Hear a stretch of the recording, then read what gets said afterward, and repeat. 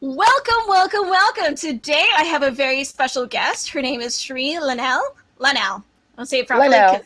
yeah, she caught me already because I didn't pronounce it right, and we always want to make sure we get the person's name right.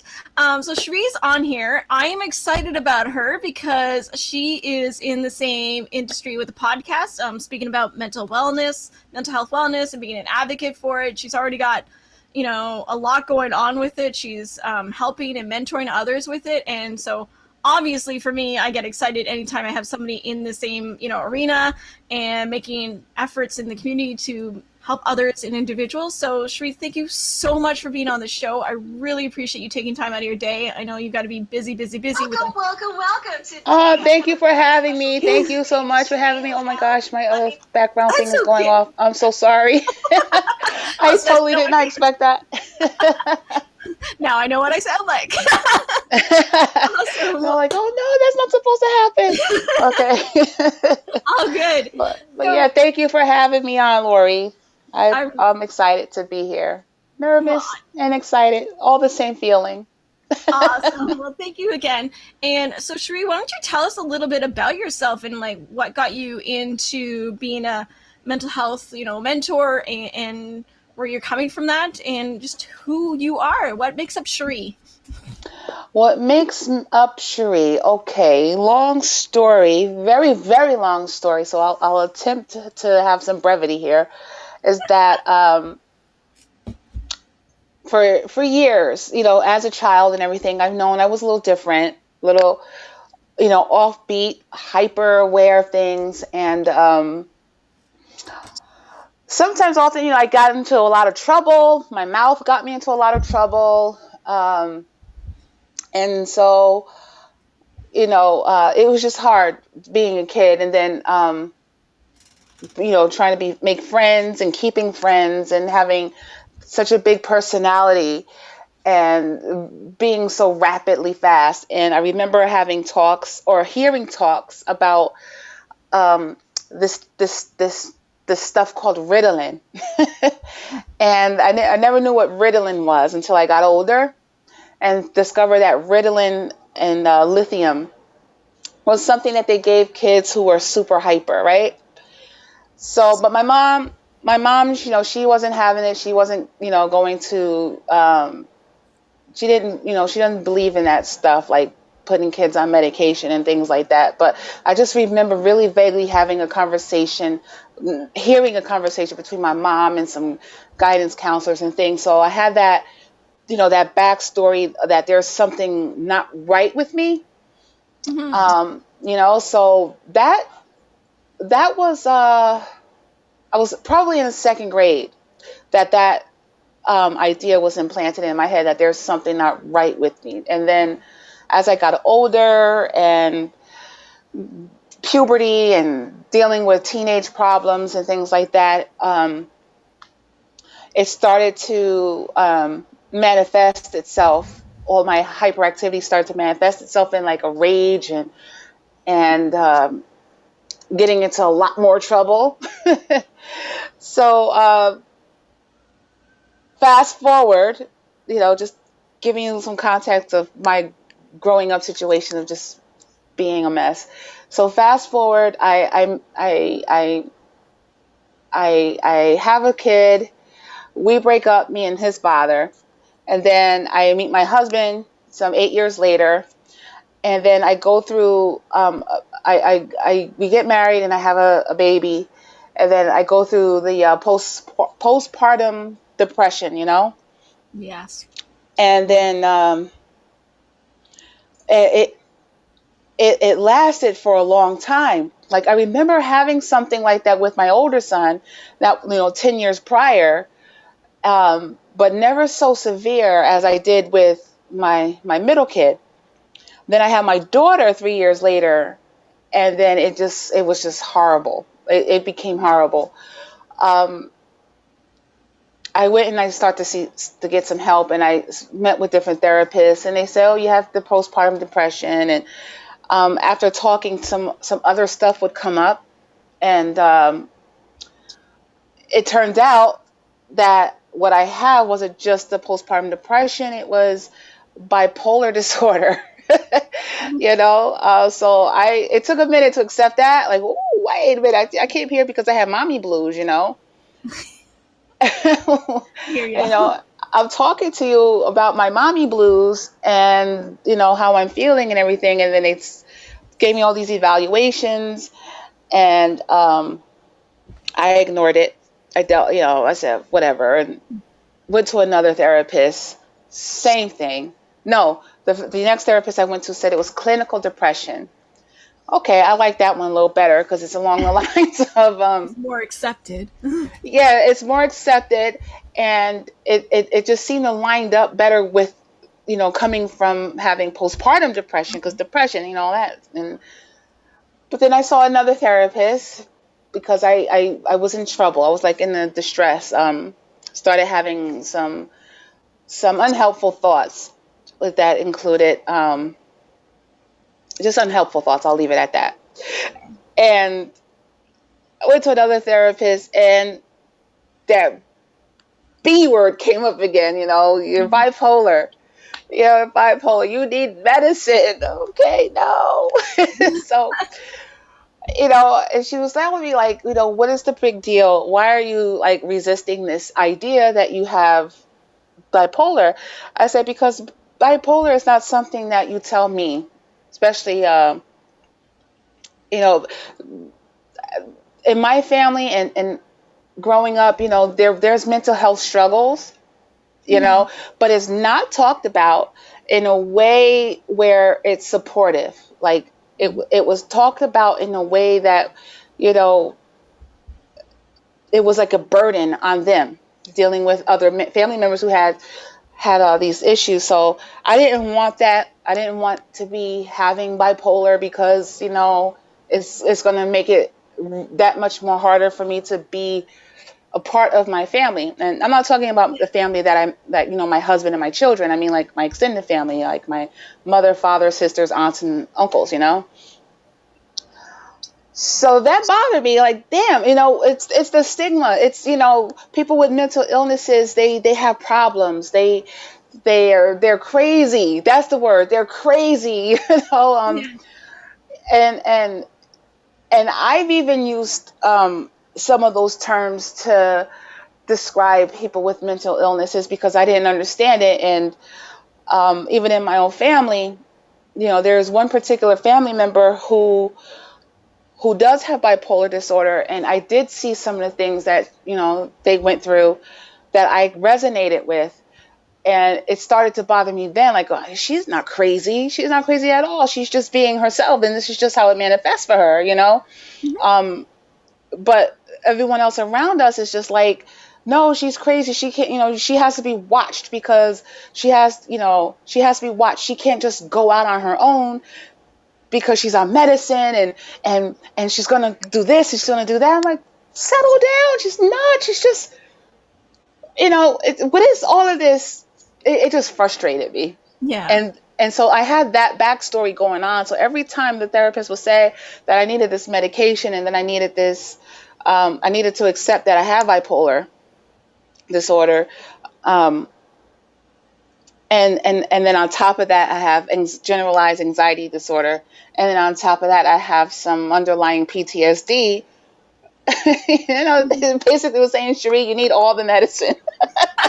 You need a cocktail. I need a cocktail. I need all of the medicine to stop denying this. And what Yeah. is the big deal? And well, the big deal is just the stigma that's all around it. And it's not just in my family unit. It's out there in the world. It's in the movies that I see, and it keeps me small. And I don't want that for anybody else. Yeah. So I've overcome feeling small in that way by um, learning more about what bipolar disorder is, and learning more about the different degrees of it, you know um, learning how not so much as learning how, but accepting that those of us with mental health issues or mental illnesses doesn't mean that we're not a whole person. It just means that there are some things that we have to adjust our livelihood to so that we could fit and navigate the world in the to fit and navigate the world in a way that's different than those who deem themselves mentally well. You know what I mean? Yeah. Like we have to adjust our way of being just so that um, it's like, someone with who has crutches or in a wheelchair. There's a ramp. Someone with working legs can walk up this ramp and or walk up these stairs, but the person with the wheelchair can't walk up the stairs, so we need to adjust it with a ramp so that they could get up there. So it's the same way with us with Totally. mental illnesses. We have to build a ramp to So build a get, mental ramp, basically. yes, to get Yeah. to get to a place where there's some normalcy for us. And so that's what I mentor and I coach about that level of acceptance with your mental health issues and not feeling bad about having them, and basically like embracing it and going as far as you can go with um, learning all that you can about it. And then from there, learn about yourself, like get to rediscover yourself, because all that changed is just that there's this definition of a description to what's going on with you. It doesn't mean that that's who you are. It's just it explains what's going on with you, so that now it's not a mystery. Yeah. It's no longer a mystery. But that doesn't change that you're kind. That doesn't change that you're a good friend. It doesn't change that you're a good parent, that you're a kick-ass entrepreneur. It doesn't change any of those things. It just changes the lens to how you go about those things. Mm-hmm. You know. Absolutely. So that's where I'm at. Wow. That's a, so That I've kind of, overcome. I yeah, don't go know if ahead. I've answered the question or anything, because I again, think like, you did. I think you just went and like we were talking beforehand. You just like you got to kind of let things free ball and free flow, and that's you kind of answered yeah, everything. Yeah, I loved it. yeah. And Thank actually, you. it brought me up. Normally, it's really hard for me to come up with some questions to continue the conversation, but it's so easy for you because I love these. Again, this is like my passion project, right? So when Yeah. you speaking about like the lens and stuff, did you find, because personally when I got diagnosed with a borderline personality, they thought I was bipolar 2, and I didn't quite fit in. And then once I got my third warding with the Hmm. borderline personality and finding out my lens, it almost, like you said, it was like walking through an open door and finding like the same me, but like a better version of myself when I finally, like when I completely accepted it. And did you find the same thing where you were able to like, oh my gosh, I am awesome. I'm able to do these things, but now I know why I'm doing them in this way and why I learned to think in a different way than, for lack of a better word, normies.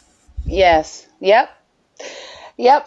Actually, there was a gentleman who I met in a seminar along last summer, and when I got up and I spoke and I shared my story, this a version of this story actually. He pulled me to the side. He says, people with mental illnesses, they have magical powers, man. You're like superheroes. And I was like, damn right, we're like superheroes, That's we the are thought. Of course I am. superheroes. Yeah. So, yeah, like just to know where what's happening with you allows you to move forward with that in mind. Um, me, as like what we talked before about my podcast and how I failed before. I failed horribly at podcasting in the past because I was too busy trying to do the structure route, having the opening segment and um, spots for like interviews, and there was just so many rules, and my head was just couldn't handle it, and I could feel myself getting frustrated, and um, I would because I know now. Then I didn't know, you know. This was before children, so before I didn't know what was happening to me. Like, why would I get so angry at myself? And then I would get so enraged and irritable, and it would stay with me for a long time, I'm and then only I would laughing. crash. Yeah, I'm only laughing because I'm empathizing completely. I'm still working through not with my anxiety, not getting agitated. My family now knows when I walk away for about 10 seconds is because I'm like irate. I know that I'm illogically irate and I need to calm the F down. So I'm laughing because Yeah. I get it. No, I totally, yeah, like it is so good to know why you're being that way now, right? Like Absolutely. back then I didn't know, so it just frustrated me even more. Like this is what's happening to me, and I didn't even know that I needed to ask for help. I just thought that's who I was. You know, Yeah. that I'm just this angry chick who can't control herself, and she breaks things because she can't control her anger. I've gone through so many laptops and microphones and things just because of the sheer strength of not understanding what was going on with me. And so now, you know, it's a totally different ball game. Like I know, like, okay, I'm feeling it. I'm going to let I have those strategies to ride them out, and like you walk away, and the Yeah. entire family knows when that happens, when I'm walking away, and they also know if I didn't take my medicine in a day or two, because they're very keen on telling me, mom, Notice the there's change. a there's a little shift in how you're behaving these days. Yeah. You all right? So they do know how to check in with me. They know how to recognize any changes. So yeah, so with this podcast now, I'm not structured with it at all. In fact, I do all the graphics later on. I don't do any pre-planning. I try to. Um, I try to do pre-planning, but even in the pre-planning, it's stressful. So I just go up there. I know I want to record on Thursday, so I just do my thing on Thursday, and then I do all the notes after the fact, listening to what I said. I'll say, "Oh, that's what I said," and I'll type it in because that's just how I function. Yeah. That's how I do it. So that's just me. And no, it's not normal. Um, you're not going to find any instruction manual for how to podcast with bipolar disorder, anxiety, Yeah. you know. So we pretty much have to learn how to Yep. do things in our own way and create our own processes based on how we act. Exactly. Yeah, I actually took my process when my clients. He's been a gem for teaching me. He's also become like a really good friend too. But he started his own show, and then he mentioned how he wanted to move it into a podcast. And I looked at his way of doing it, and I changed the step by step process, and then like as I manipulated and changed it, and I showed it to another friend, and they're like, "How do you where?" This doesn't make sense. Like number 2 should be number 10, and number 10 should be number 4, and why? And I'm like, no, it's systematic in my head. It makes sense to me. If I do it this way, Yeah, I'm not worried about like being anxious about when the follow up email comes out, and when I don't even do notes. Like I just anything that, like you said, anything that causes stress. I'm like, just if I don't need it, it gets shelved. It'll be something I'll yeah, worry about down in the future. Exactly. yep. Yeah. Oh, you want to see my notes? Of course. That's my Some very notes. nice artistic nature in there too. Those are my notes. That's what I'm doing, and this is how I do my notes. My note taking is scribbling, and it helps me put the anxious energy somewhere so that I can Yeah. communicate. Yeah.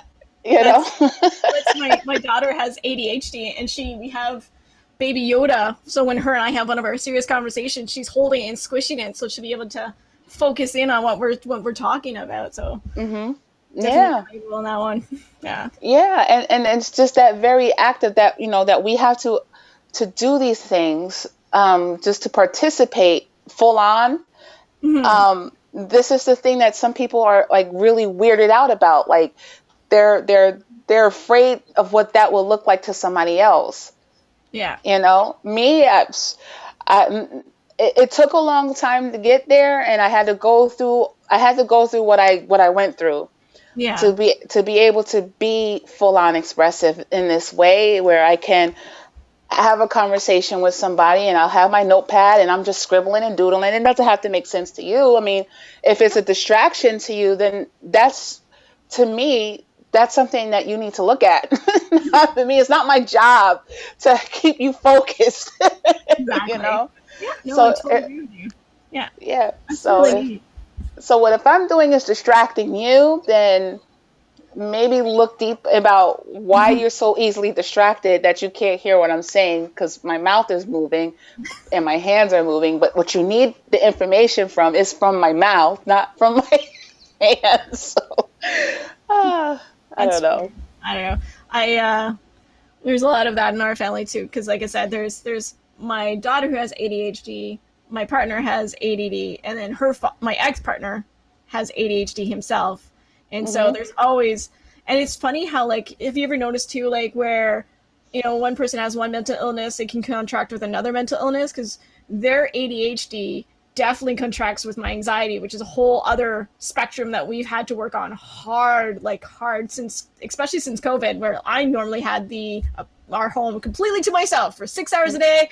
I was on my own. I can only concentrate on me. It was wonderful. And then everybody came home, and we have a very like my ex husband is one of my best friends, so we had Yeah. him in the environment, my partner in the environment, and my daughter in the environment.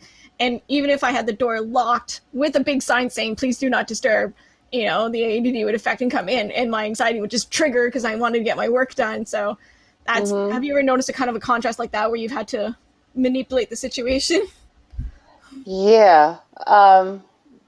Well, given that I'm the only one in my household that's diagnosed with anything, with anything, um, I mean, there's different waves. Like there's the situational depression that each of my family members have gone through, Mm-hmm. with especially with COVID.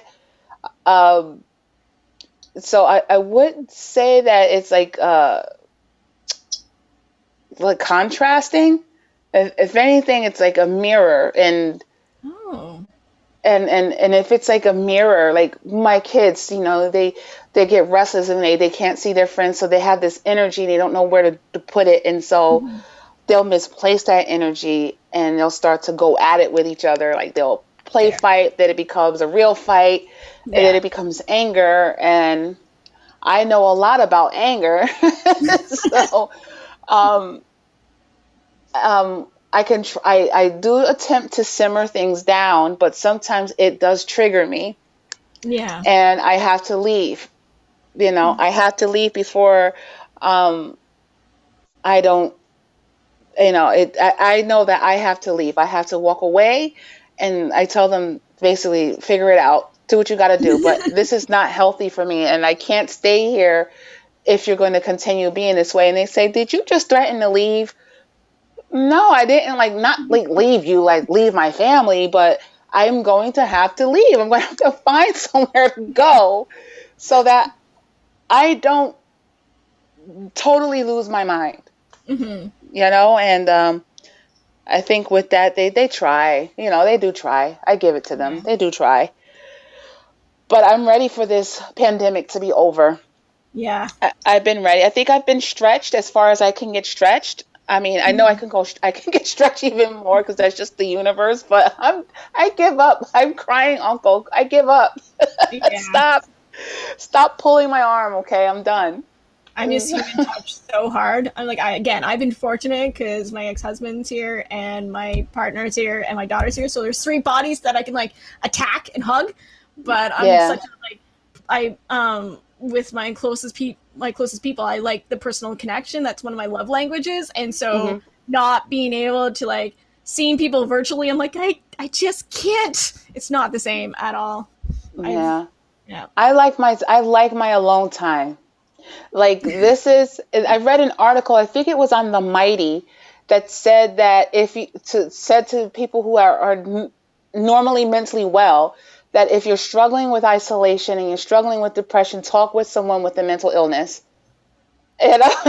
Yeah, no, that's I say, true. yeah, talk to me. Yeah, I am an expert in isolation. I Yeah. am. I actually, I before this, I mean, it didn't affect me as badly as I thought it would. It didn't at all. Like, to be quarantined, I'm good. I'm here. I don't have to go out to the store. I don't like going to the stores. I don't like to do all the things that like my husband likes to do. My husband's very, very outgoing, and I'm just the Mhm. opposite. Yeah. So, he's done all of the food shopping, and I'm good. And he does the food shopping anyway before this COVID-19. So it wasn't like a big drastic change on my part. But then I start to see, like for my kids, it's hard because they need that interaction with their friends. Yeah. I, on the other hand, I haven't spent time with my friends probably in years. I have friends that aren't even in the same state as me, whom I've met through Facebook. So Yeah. I've never had that physical interaction with them to begin with. So I'm not missing it. Oh, well, there you You go. know, so not really as much has changed for the physical part of it, but the my mental health has been stretched Yeah. because I have so many people in my space now. I'm used to no one being here, Yeah. and everyone's here, and everyone's been here for over 100 days. So Yeah. over 100 days. Yeah, it's been quite the challenge of having mental resilience, and I'm That's still a good pushing word for through. it. a That's a hundred great word for days. it. Yeah. Yeah, but Wow. yeah, if you're struggling with being home, and you're and especially now in the States here, lots of places are opening back up and people can't wait. They're like running out there. And all I can say is, just be very careful because the virus did not go anywhere. It didn't disappear. Nope. It's still out there. Yeah. So just be careful, and they'll be safe so that you're not back indoors again, quarantine, going out of your mind because you want to be outside, but you can't. Yeah. Yeah. Yeah. Yeah. I attempted a store about 2 weeks ago just to get Casey's my daughter's birthday gifts. Yeah. And I walked in, I did what I needed to do, and I'm like, nope, still don't want to do this. Again, Yeah. it was that needing of like being out amongst, because I'm very much the same where like I'm an introvert. I don't think quite as much as you, but like I like my personal space and freedom, and I like being on my own, but most of the time. But I was aching for just seeing humans in the flesh, Yeah. engaging. That little part of little part of me that needs community. I walked into it, and I'm like, nope, this is not for Okay. me. This is not for me. But Like, thank you. I've seen you. I'm going home now. Thank yeah, you. exactly. But it's like that 4 to 5 people that I'm used to, like, having my virtual assistant clients where I meet them and we engage and we like hug and we have a coffee or like a meal together. And I'm like, I haven't been able to do that in my 100 days, where it became such a ritual for me that that's the part where I absolutely miss like being able to give like a good burly hug to people, and not able to, but my Yeah. my family, my family, like all high when I'm out coming out for a hug. They're like, "No, it's your turn." So, game will have to play. So thank you Yeah. so much, Sheree, for being on the show. And honestly, this is probably one of the longest conversations I've had so far. I apologize for keeping you on longer than probably you anticipated, but I really enjoy your mind and how you engage. So, Oh, thank thank you. You know what? It's okay because my podcast in the beginning it says quick actionable steps. They're never quick. It usually goes on for like a half an hour, just because again I tend to ramble and I have no way of controlling myself, and I don't want to control myself because if I do, like I said before, I start to overthink and then it just all goes to crap, and yeah. so I just let it flow. So Well, and I think the more that you let it, doesn't. It's not it's a founded, like you can it has a good flow to as you let it go, and just as you have, because you don't want to also inhibit yourself, because then you end up not giving out the full message you might want to be giving, or like there will be more that comes out after what you've been saying. So I think it's yeah, smart. yeah. So just to wrap up the show, I do this at the end of every episode. What is one thing that you do daily to live a healthy lifestyle? Well, I drink a full bottle of water before I do anything else when I wake up.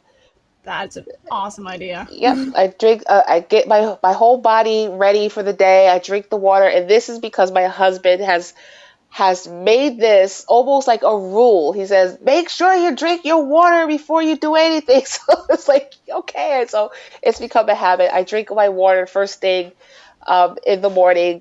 I keep a bottle next to my bed so that when I'm up, I drink the water and then I do what I do.